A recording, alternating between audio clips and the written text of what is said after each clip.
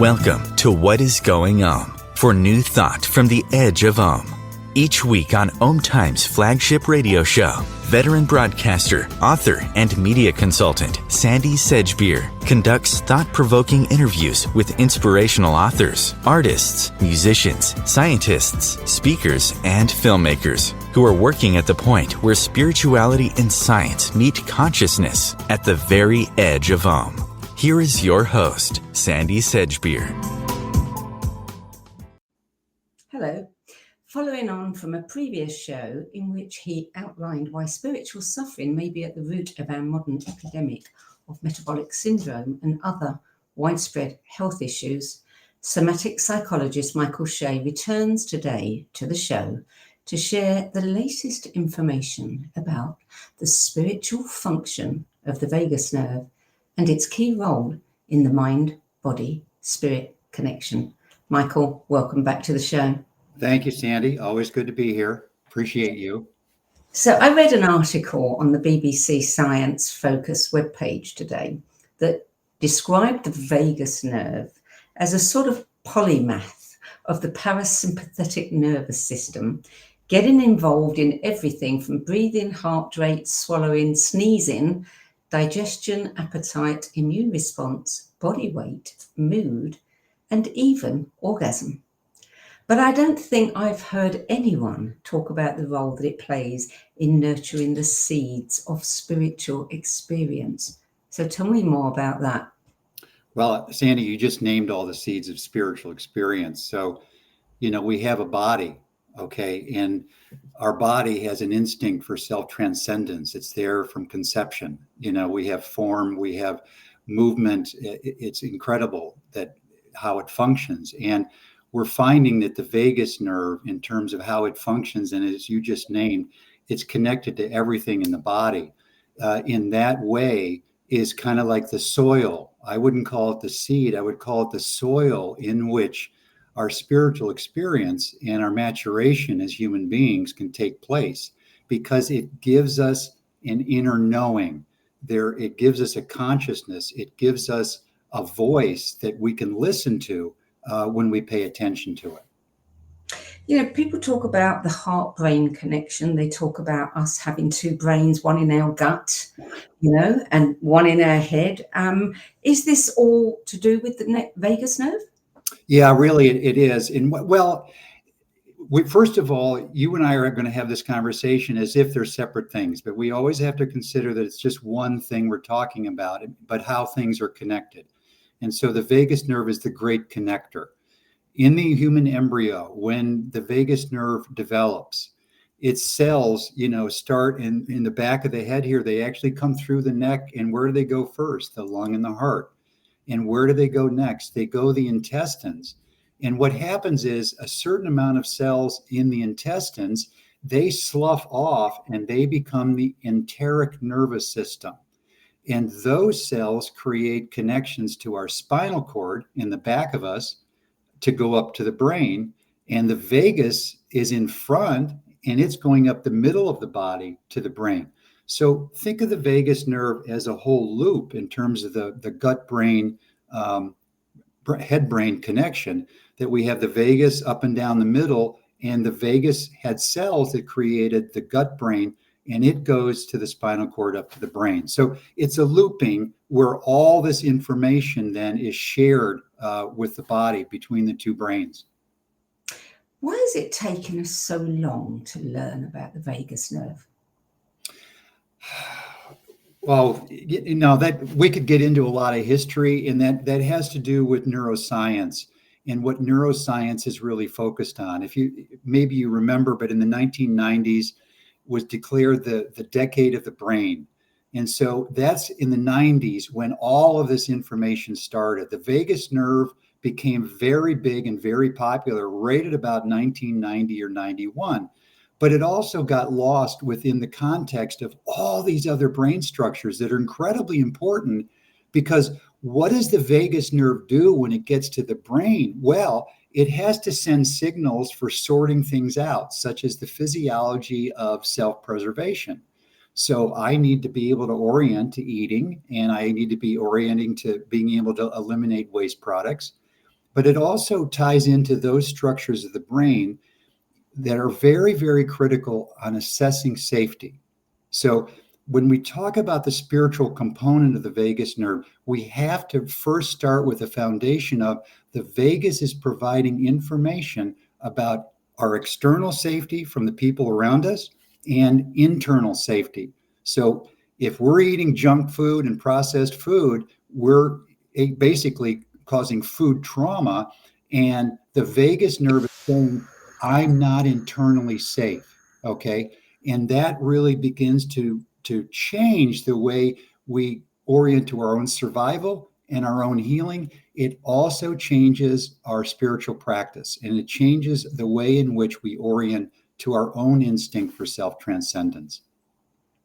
Is it changing the way that the medical profession is interacting with the human body? I mean, I talk to a lot of doctors, and the docs we work with, and I would say functional medicine doctors in the United States, and then my wife and I teach at a big alternative cancer clinic in Switzerland, and those doctors are all familiar with the function and role of the parasympathetic nervous system. Not so much the vagus, but the way in which medical doctors learn is through the function of the parasympathetic system, of which the vagus is 75%, but it's not presented that way in medical textbooks. It's presented first in the category of parasympathetic. And then you have to drill down and get into the specific literature, which is now forthcoming. It's incredible in the last 10 years how much has come out about the vagus nerve. But I wouldn't be concerned about a medical doctor knowing about the vagus nerve at this point. Well, I do wonder whether, they're finally going to understand that we are, you can't just treat the body in isolation. You can't treat bits of the body. We are mind, body, and spirit. And I'm wondering how much of the research is going to make the medical profession reevaluate that, because they've kind of ignored that. Well, and that's where we get into the spirituality of the vagus nerve, because what's happening with the research on the vagus nerve is it's entering the domain of the research on compassion. So the Oxford Handbook of Compassion Science that came out like 8 or 9 years ago has a beautiful article on the vagus nerve and why it's important in spiritual practice, and how the vagus nerve gets activated in contemplative practices to generate compassion. Now, take that little snippet, and we see that there's several medical schools, one in particular in California, that just got a huge funding 2 years ago to start a school of compassion. So yes, it's very slowly entering into the medical community from the domain of the compassion research. And there's a lot of compassion research. This Oxford Handbook of Compassion Science, and now there's other prestigious books that are like $300 a piece to buy. But that's what the medical community needs, and it is starting, and it's very slow. There's a lot of research lately on altruism and how, people who are altruistic and generous actually live longer and are healthier. So, again, it's the same kind of thing as compassion, isn't it?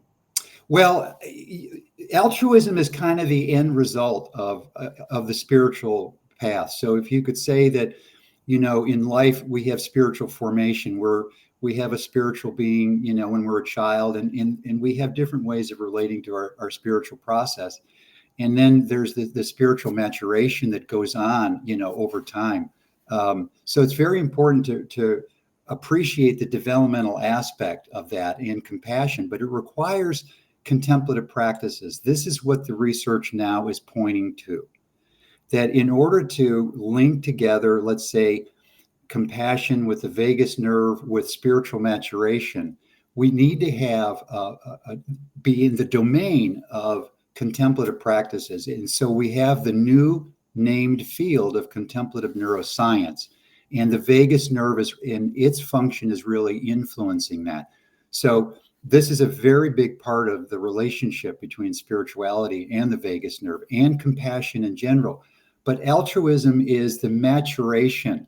You don't start, You don't start that way. Well, actually, you do at a metabolic level, and I don't want to get into that. But the altruism really is based on oneself first. You have to understand compassion, and therefore the vagus nerve, because the vagus nerve is giving you a lot of information on what's going on inside your body. You've got to have compassion for yourself first. You've got to really take care of yourself. You've got to be your own caregiver. It's extremely difficult. Let's not use negatives. It's very difficult to care for another person if you don't know how to care for yourself. It's called compassion burnout.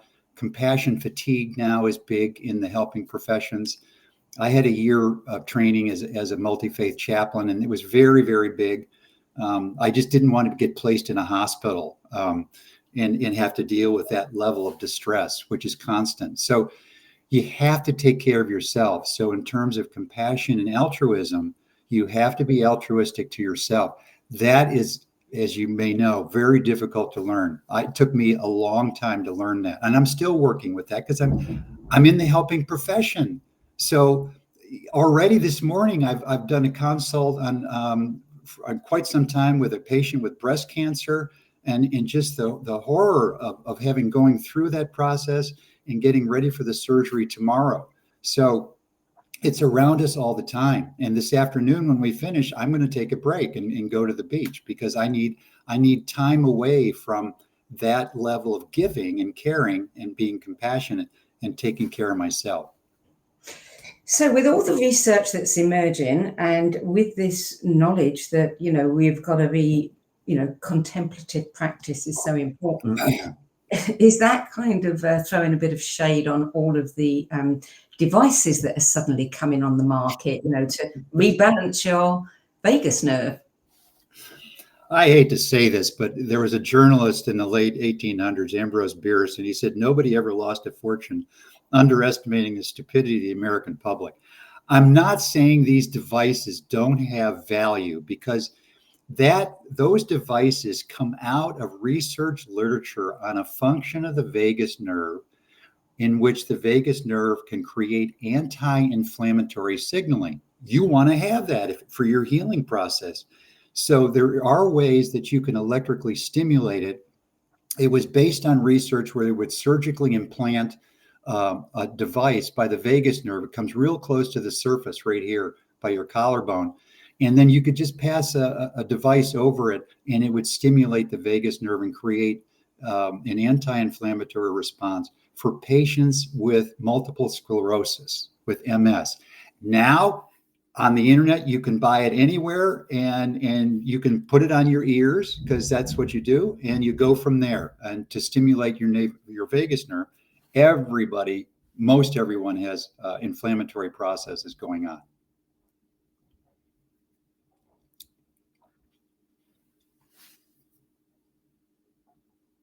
So the whole idea here with the vagus nerve and contemplative practices, because it's trending right now. I have, in the past 3 or 4 months, I have seen more books come into my practice right now that are integrating polyvagal theory and vagus nerve into contemplative practices, especially yoga. That's really big. In the Compassion Science book, the chanting is really good. And why is that? It's because the immediate association with whether you buy a device to stimulate your vagus nerve, the easiest way to stimulate your vagus nerve is to breathe. So your inhalation goes into your abdomen and your exhalation is slow. So if you've been to a yoga class and you do chanting, you see that, oh my goodness, yes, I'm chanting. It's a very slow exhalation. That raises vagal tone, which then increases your capacity to calm your heart and experience joy and happiness, which is the original function of the parasympathetic system. This is in the neurological literature. The vagus nerve is built for happiness, joy, and bliss. And it's got a default state. And that default state is stress, inflammation, disease process, all of it, what's going on. That's the default. With contemplative practices, we can start reorienting the vagus nerve to its original functionality, joy, happiness, and so forth, compassion, and the spiritual path, if we want to call it that. It's interesting because, when we look at things like spontaneous healing in people who've been given, life-altering diagnoses, a lot of people say that what helped them heal their bodies was meditation or visualization or something that they undertook to calm their system. So Right. They're working on the vagus nerve. They're working on the vagus nerve, and that comes within that whole domain of contemplative neuroscience. And there's a whole lot of different ways in which that happens. And Sandy, the thing is with the spirituality component is that all of these experiences that we're trying to induce with contemplative practices, they are already occurring naturally. You and I had some correspondence about this new book that's coming out on it just came out, and I've been reading it, on the new science of awe. That anytime we can be walking around and all of a sudden see something beautiful, and what happens is we get into a very spacious, open awareness that relaxes us, that creates a type of open attention to something larger or deeper within ourselves that's already there, and we're just remembering it. It's innate. It's built into us. It's critical to understand that component of that we have this self-healing capacity that's generated from within the vagus nerve and our state of mind. Yeah, I mean, awe is, it is appreciation. It is gratitude. It is all the things that we've been told about for a long, long time that we need to, cultivate. Right. Well, and the thing is that, again, the point being that we need to recultivate them because they're innate. Compassion is innate. It's within us. I mean, from religious perspectives and spiritual perspectives, they all will say it's in the heart, and I get that, because the vagus nerve, when its tone is correct and really a high tone, which means you have really low stress, you have the innate automatic compassion responsiveness. You don't have to generate compassion responsiveness. It's there and it will happen naturally.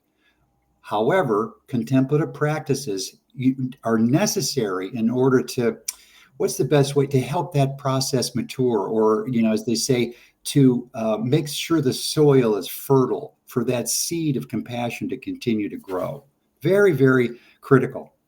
Well, it's very timely, isn't it? Because, I mean, what are we looking at in the world? People are angry. People are depressed. People are in fear. People are, dividing. There's so much division going on, and people are staying away from each other. And, very easy to raise people's tempers and their hatred of things that they don't even know about. What we need is exactly this. Well, we need, yes, we need to calm down. we need, anger and hatred are the most cardiotoxic emotions that there are, but we can calm down, with contemplative practices. But we also have, remember, the capacity with some of these contemplative practices, and especially Eastern meditation, that it's our mind and our thoughts that are creating this distress. So, for instance, when I read world news, and I don't read a lot of it, my wife and I have turned off the TV, but I like to stay informed because I'm ex-military and I want to know what's going on, because I made a commitment that I could be called up anytime. I was a military officer, and that means anytime in my lifetime I can be called up. Not that I'm going to be called up, but the point is that I want to pay attention, but I don't drill down in it. And I realize that it's the way I think about things. Is this really polarization that's going on? Or is this just the way the world has functioned from the beginning? There has always been war. There has always been trauma. And there's always been attempts to overcome it. It seems to be like some type of balance is always operating within the world. And so part of that is being able to see anger and rage and this incredible, I completely agree, this incredible division that we see on the planet right now. But we also have to tone down our thoughts about it and our participation and our taking sides with it. So that's a mental function that is also going to help the vagus nerve, but we're also going to need other processes where the vagus nerve interacts with our body. Okay, so we've got the mental component that we have to calm down and see the world more holistically as one thing. And then we've got the body upset that's happening that the vagus nerve is also functioning with. So the vagus nerve is related to both of those. Does that make sense? It does make sense. I want to just digress very slightly because something occurred to me today when I was looking over some notes from previous conversations you and I had. And you had said that a study suggested that respiratory symptoms related to long COVID may not be a result of direct injury to the lungs, but rather to the vagus nerve. And that made me think about the vagus nerve. It made me think about the anxiety and the anger and the fear that has been getting worse since the COVID pandemic. And I wondered whether there was a connection there. Well, as I think I said earlier, the vagus nerve is responsible for informing us of whether we're safe or not. And so the initial research was, do I feel safe with the people I'm around? But when we start getting into an interpersonal dynamic, do I feel safe emotionally with the people I'm around? And so that's the function of how the vagus works in the heart. When you get down to the gut, it's does my body feel safe? Just my whole body. When you're eating junk food and you've got an inflamed intestine, and 9 out of 10 Americans are metabolically unhealthy, which means their intestines are metabolically unhealthy, they are not feeling safe. How does that manifest? Well, we hear terms like brain fog. I've got brain fog. I can't think right. I fly off the handle real easily. So we see that over perhaps 150 psychological diagnoses now are directly related to the gut microbiome, and that's where the vagus nerve hooks in. So what I'm saying here is people aren't feeling safe internally in their body. And for whatever reason, the changes need to happen, but you're not going to get there with a contemplative practice. You're going to get there with your knife and fork, folks, and you gotta, and in your kitchen. I'm calling the kitchen the new ER. So we've got to take better care of ourselves. And when we do that, that's part of our spiritual maturation. We're taking care of our body. And this is a critical component, because if we're not feeling safe, you can't function in the world. You buy into the worldview of no safety. Okay, that's what these headlines are saying. You're not safe. You're not safe. It's the food we're eating that's not safe. It's the thoughts that we're thinking that aren't safe. And there are ways that we can take care and manage that ourselves. It's vital. These are civilizational issues. Our civilization now is at a crux. Okay. And there's been an enormous amount of loss. I just saw a statistic yesterday that 1.4 million people died of COVID from undiagnosed high blood pressure, okay? And what this means is that the level of the clients that are coming in to see me are dealing with constant loss. They've lost friends, family, they've lost loved ones. So there's a constant grieving process that's underneath. And I think that's the edge that I'm working towards, especially in my new book, is to let's take care of the food trauma and getting our body feeling safe, but also really, really let's take care of the bigger picture here that's necessary with taking care of our body and our mind. It's incredibly valuable. And we can do that. We can control that. Well, I think it's so important that, all of this new research is emerging now, because we really do need to to do something and turn the tide. We have to do that. But we're going to take a short break now. You're listening to What is Going On. I'm Sandy Sedgbeer, and my guest today is somatic psychologist and founding board member of the biodynamic Cranial Sacral Therapy Association of North America, Michael J. Shea. And we're talking about the role the vagus nerve plays in the mind-body-spirit connection and why the spiritual path is humanity's only way forward. We'll be back with more in a few moments. Stay tuned. Home Times TV. Hello, I'm Sandy Sedgbeer, host of Times flagship radio show, What Is Going On? And as an author, editor and 13 times book judge who's read thousands of books and interviewed hundreds of authors, I'm constantly asked what's really worth reading and what's not. So I created the No BS Spiritual Book Club to help you save time and money by picking the brains of discerning names who've walked this path before you. There's no catch, no fees and no BS. Just an ever-growing library of 10 best spiritual book lists from some of your favourite authors and teachers, plus free book excerpts, audios and video interviews with people like Don Miguel Ruiz Jr., David G., Lee Harris, Mark Nepo and more. From well-known classics to hidden gems you've never heard of, it's the only no BS guide to the best spiritual books to enlighten your journey of self-discovery.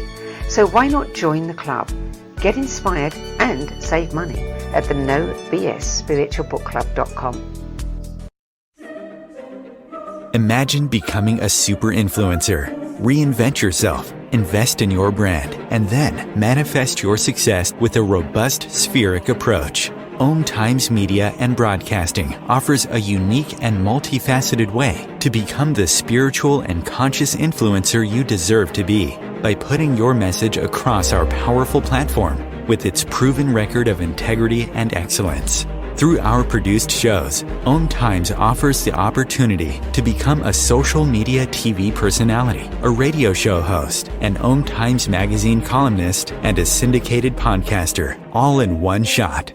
By live streaming your show on Om Times TV and broadcasting it across the extensive Om Times radio and TV networks, you become more than a host. You become an ambassador and a force for positive change. Om Times. Open yourself to the possibilities. Everything that we do, we can do in a contemplative manner. Through the art of contemplation, you can use the gene keys in a really powerful way. Gene keys is basically the code book of life. In the gene keys, the book is made up of these three levels: shadows, gifts, and siddhis. And the journey is through those three levels, kind of unpicking of the shadow states, the releasing of the gifts, and then the embodying of this higher consciousness called the siddhi. And the siddhis are very exalted words. And it's not like we kind of suddenly are all these exalted Christ-like beings, but we have flashes and illuminations along the journey. And the more we get stuck into the journey, the more illumination comes to us, because the more we're releasing the light from in these codes inside our DNA. So all those revelations are inside us. So the contemplative way is the inner way.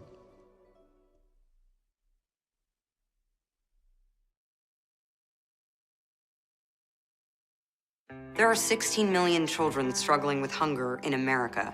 That's 1 in 5 daughters, sons, neighbors, and classmates who don't know where their next meal is coming from. Yet billions of pounds of good food go to waste every year. It's time we do something about it. Feeding America is a nationwide network of food banks that helps provide meals to millions of kids and families in need. Visit feedingamerica.org to help them feed even more. Together, we can solve hunger. Together, we're feeding America. Welcome back. Michael Shea. Interesting that Richard Rudd was just talking about the contemplative way being the inner way. Yeah, it's beautiful. And, so many of these religious traditions and spiritual traditions, they have spiritual maps. If you start here with this practice and then you go to this practice, you end up with this practice. Buddhism has it, Hinduism has it, Sufism has it. It's beautiful. So there's maps out there, but the main map is the heart, and following your own heart, and in really following your own destiny as you go through the process of maturing as a human being, and then maturing as a really full spiritual human being. Well, what about religion? I mean, you've talked about a lot of Eastern practices there. There's an awful lot of religious practices that really do not, connect the body with the spirit. Well, part of the problem with that, Sandy, is that there's some research literature pointing out that repetitive spiritual practice, so repetitive praying, like saying the rosary, or different repetitive forms of religious practices aren't valuable at all. They don't really help. Okay. So here's what's happening. I read that, and I was raised Catholic. Okay. And then I went into a phase of atheism. And then from atheism, had a devastating experience in the military and converted to Buddhism. Converted is a really interesting word, but I thought I became a Buddhist. And now I'm trying to not identify with any particular, religion in general. And I've had a recovery around my own Catholicism. So how is that possible? Well, the contemplative neuroscience, in all of these religions, there's contemplations. And one of the things that's happened is that I've got contemplations that I do as a Buddhist practice. I've got a yoga certification from the local yoga studio. So I love the Yoga Sutras of Patanjali and the 8 limbs of yoga. And so I teach a class on Pratyahara yoga, the turning inward of the senses. But I've also had a recovery around my Catholicism in the sense that I am doing different contemplations. So, for example, last year, when I wrote the book that is coming out next year on the heart, I did a contemplation on the 7 sorrows of Mary. So, and I'm actually looking at over here an icon from Greece that I got showing 7 swords going through Mary's heart. And that goes back to the discussion we had a couple of minutes ago about loss and grief, that we are in the age of loss and grief. We need to start acknowledging that. But then I had a knee injury in the fall. Actually, was it in the fall? Something like that. And it really bothered me. And I had to travel internationally. And I decided to contemplate the 5 wounds of Jesus as a way of managing, walking slowly and just imagining, that there had been nails going through my feet and so forth. And it really helped calm me and reduce the pain. Point being that all religions have contemplative practices that can be really, really valuable, and get you closer to your own sense of spiritual maturation and your own sense of spiritual authority. It's your spiritual authority and how and where that lives, especially in your heart. But for somebody who has not had a religious upbringing, doesn't do yoga, doesn't do much in the way of meditation, where would they begin?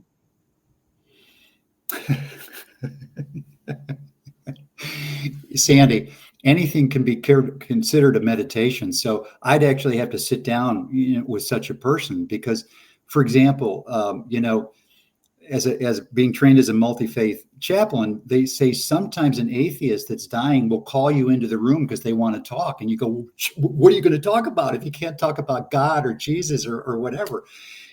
You can talk about love. You can talk about your experiences of how you felt and experienced love in your life, your loved ones, whether you were married, whether you had kids, whether you were lucky at love, whether you were unlucky at love, your experiences of happiness. What are your regrets in life? Finding out, most people have a lot of regrets on their deathbed. It's unbelievable. So these are for an atheist, even, these are conversations that you can have. Sleeping is a meditation. Walking is a meditation. So it doesn't have to be a formal contemplative practice. The issue is whether or not someone is anxious or depressed, from given their lifestyle. But, Krishna, there's a funny expression in Hinduism I like a lot, and I say it in class sometimes. And it has to do with Krishna. Krishna says, if you want to follow the spiritual path, I will give you the tools to follow the spiritual path. Krishna also says, if you do not want to follow the spiritual path, I will give you the tools to not follow the spiritual path. So it's all spiritual path. I had to have 20 years of atheism, and it really upset my wife the way I was bashing, especially Christianity. And it really upsetting because she's a minister. And it's like, it's like, here we are. So it was a marriage issue. But the point is, it was something I had to overcome, because I see now more the notion of love, of kindness, of no regret, of being impartial, all of these things that are the seeds in the soil for altruism, so that we can extend that to everyone.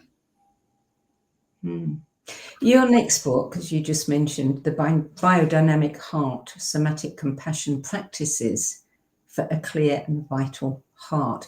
Tell me about some of these practices. Well, the practice has to do, in the first section of the book, is I really address the notion of loss and what's happened in our culture.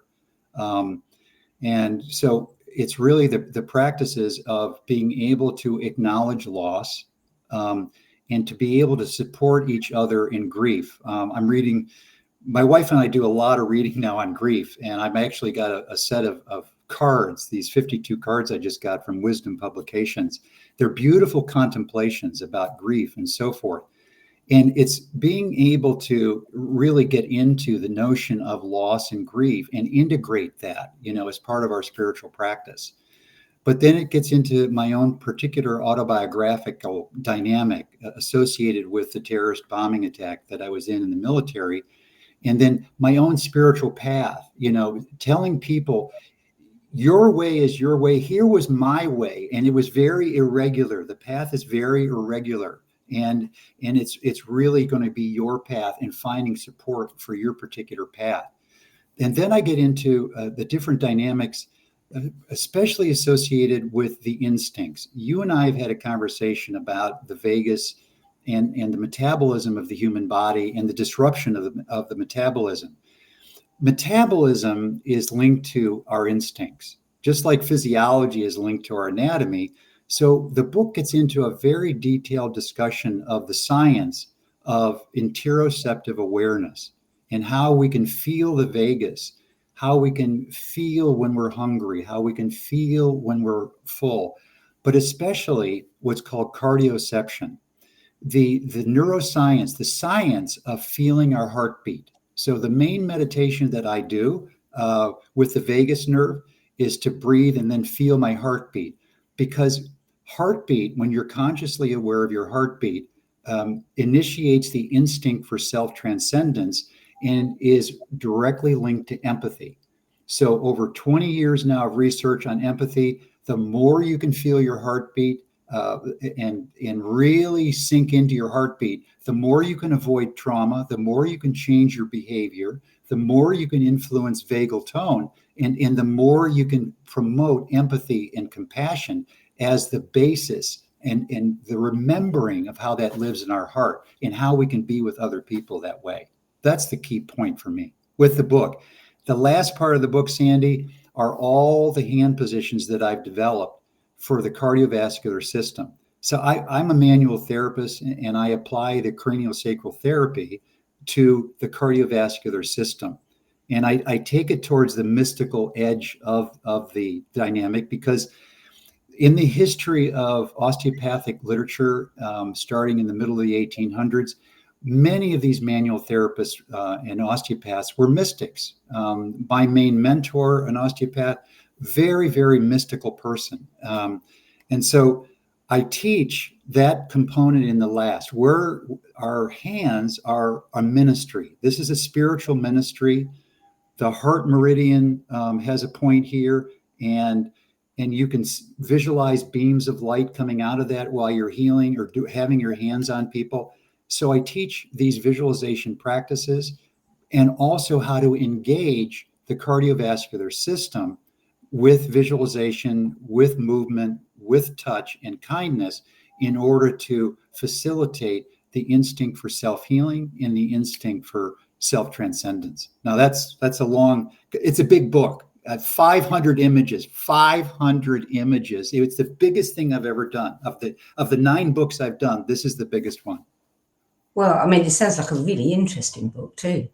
Oh, I love it. And I'm in conversation now, because it's coming back to me next month for the final edit. And I'll have like 200 or 300 edits that I'll have to do, and really integrate everything that I've learned since I finished writing it a year ago. So I'm happy about it. I'm very happy because it's about the heart, and that's my spiritual path, the vagus nerve. And yeah.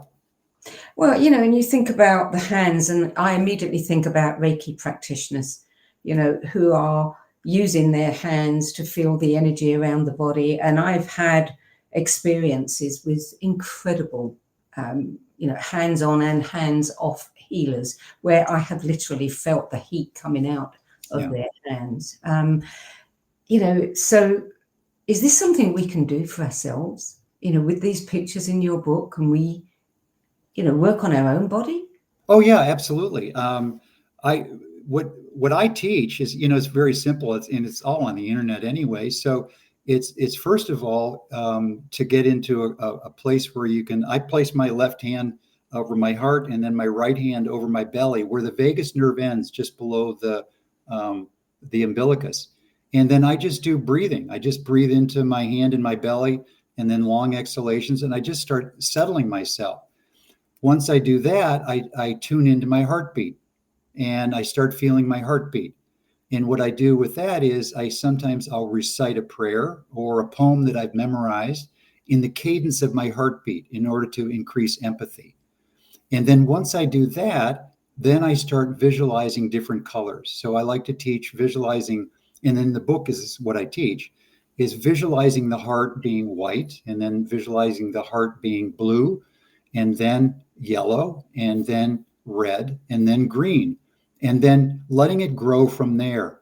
Those are the 5 primary spiritual colors in Tibetan medicine, because I've studied Tibetan medicine for 40 years. So it's the breathing, and then it's the interoceptive awareness of heartbeat, and then it's visualizing the heart as the different colors, and then letting that come alive, because there's a point at which you deliberately visualize, let's say, these colors, and then there's a moment at which the vagus nerve and everything kind of comes together and it comes alive. Your rainbow body comes alive, and it's a very deep spiritual process. And at that point, you're given information. You're talking to your higher self, I guess you could say, or your deeper self, if you're inclined to think more along the Buddhist lines. So that's just the simplistic, and I wrote a whole book about it, but that's the simplest instructions right now for whoever's listening to this. It's easy. What about the chakras? Where do they come into this? Because you could also be visualizing the chakras, couldn't you? Well, what happens is that when you visualize your heart as the 5 colors, you're actually visualizing the 5 colors of the heart chakra. In different systems, even in Hinduism and in Buddhism, different schools have different colors for everything, including the chakras. But I will say that the heart chakra is the most important chakra within that system. Now, that being said, the reason these visualizations are important is because they affect the subtle body, and they will wake up and they will stimulate, especially the heart chakra. That's the main one that I'm interested in. And I do have a spiritual practice where I do work and visualize the other chakras. But anybody listening to this, it's the sum total is always going to be about the heart and the importance of visualizing the heart.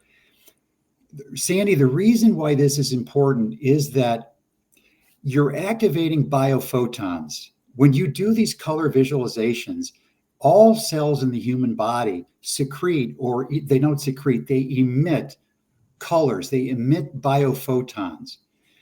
This means that when you visualize the subtle body, as I've just described, whether it's a chakra or not, you can positively affect and change the metabolism of your body. This is why I'm teaching it.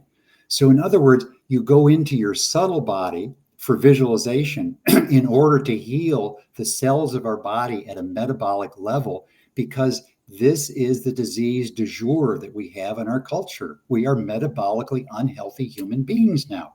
And by visualizing, especially these colors, and which becomes an activation of the chakras, wow, our metabolism changed. I've been teaching this for several years in Europe. We've seen it over and over again. My teachers in training have seen it over and over again. We've got to have different ways, Sandy, to affect the metabolism of our body. Yes, I talked about diet, nutrition, and all that. Yes, exceedingly important. But we've got to have a contemplative practice that affects the vagus nerve and affects our metabolism. So that's what the book is primarily about. So when you talk about aligning the metabolism with the cosmos, this is what you yes, right. Well, when we talk about spiritual process and we talk about the vagus nerve, when we see you and I at the beginning, we talked about this incredible polarity that we see in the culture right now. But one of the things that happens, the more spiritual practice that you do, is you become altruistic. Yes, you feel more connected to another person and to groups of people, and you feel really bad that a lot of people just died in a big bombing somewhere in the Ukraine. Yeah, I get all that. And at the same time, the new science of awe, and it's not new science, is the idea that we get connected all the way through to the center of the earth, through our body, all the way to the North Star, if you're in Taoism, but we get connected to a larger universe. So we want to feel that total connection of one thing, or openness to one thing. So that's the dynamic with the cosmology of feeling one with the universe. There's that old Dalai Lama joke about the hot dog vendor. I don't know that. Oh, God. I don't mix with the Dalai Lama. Pardon? I don't mix with the Dalai Lama. I know you've got a connection. Well, yeah, I mean, I like the Dalai Lama. It's a good message, but it's that whole joke of make me one with everything.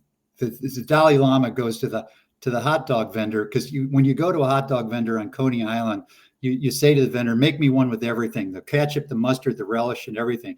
And when the Dalai Lama says, make me one with everything, it means make me one with the universe. So it's a funny little joke. Yes. The Dalai Lama doesn't understand that joke. Somebody in Australia told him that joke on live TV, and he looked at them like they were crazy. Okay. So what you're saying is, I mean, we tend to think there's a lot of phrases that are bandied around, and people say that, we all have the capability to heal the suffering of the world. And we think, yeah, but what does that actually mean? You're talking that we literally have the ability by doing the contemplation, by connecting with our heart, we Right. literally have the ability to heal the suffering of the world. We have the capacity to heal the suffering of the world by the way in which we perceive it, and whether it is a very disconnected mess or whether there's part of a larger plan. And so, or we just finally give in, Sandy. We finally give in. This is a mystery that I cannot understand. And I accept this mystery. Acceptance therapy is very popular now.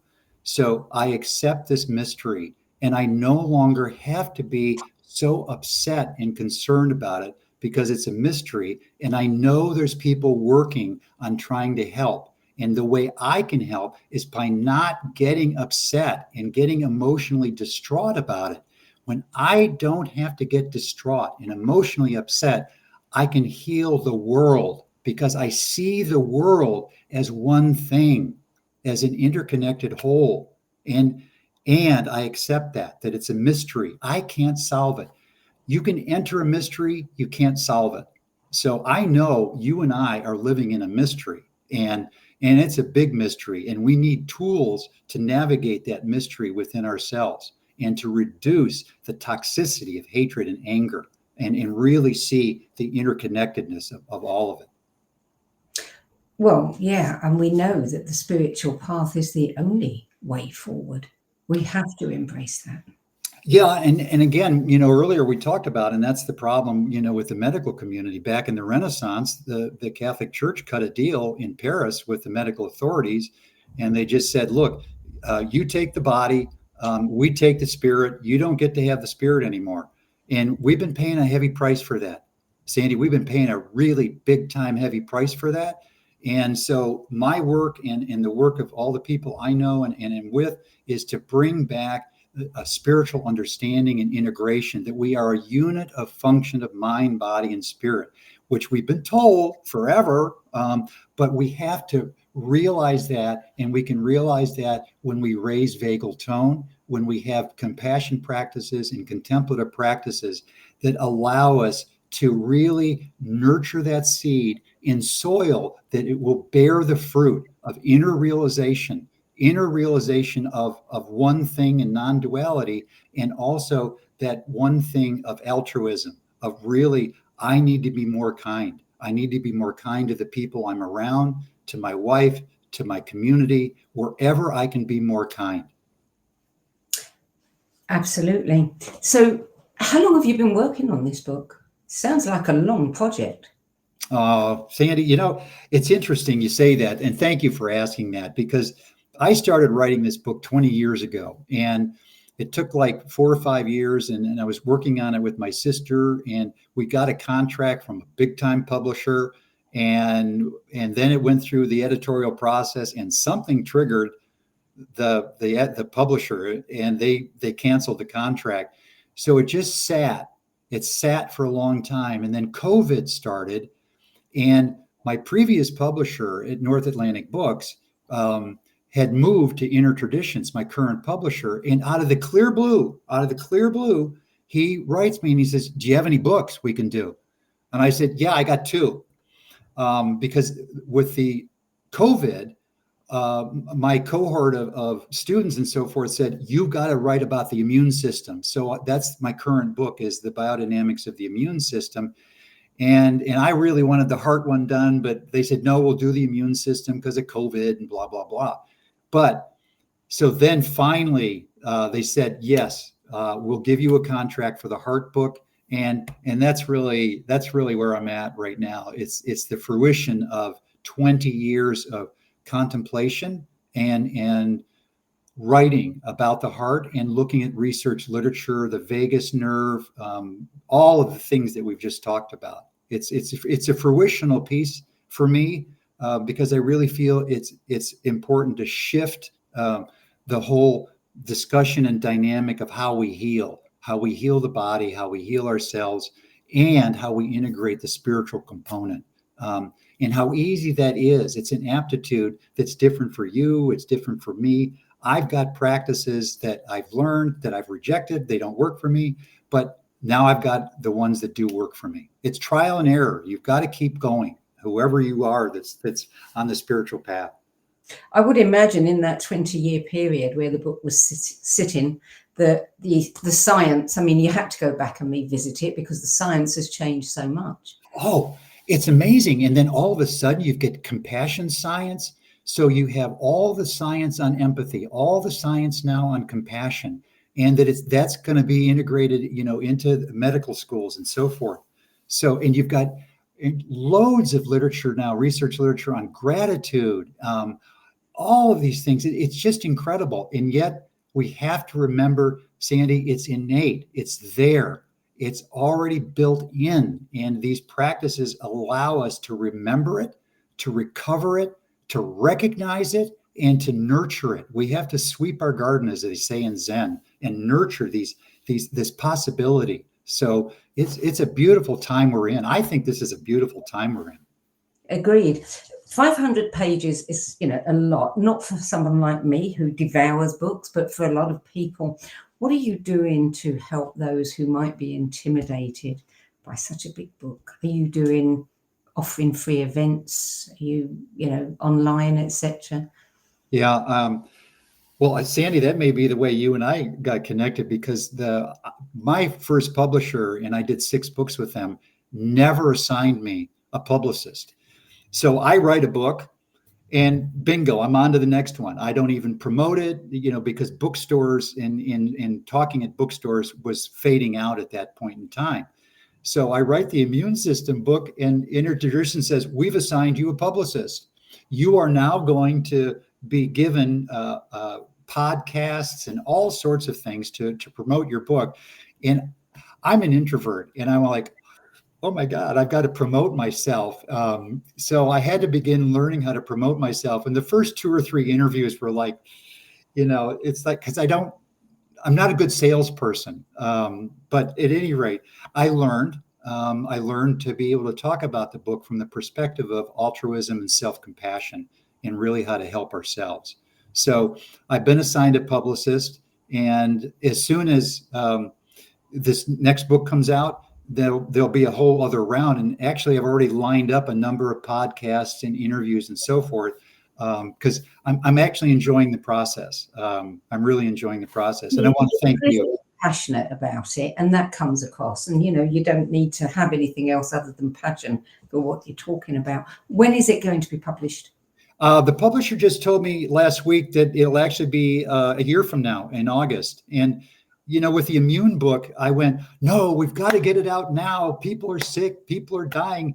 And I realized when the book came out, it's getting worse. It doesn't make any difference. So, and Sandy, there's a lot of good books coming out now. There's a lot of good books coming out on the vagus nerve and contemplative practices and so forth. So, and especially with a focus on the cardiovascular system and heart. So I'm part of a trend that's happening, and I'm really enjoying being a part of that worldwide international trend. I'm going to have to cut you there, Michael, because we are almost out of time. Oh, okay. But thank you so much for joining us. I'll look forward to that book. We'll have you on the show when it comes out.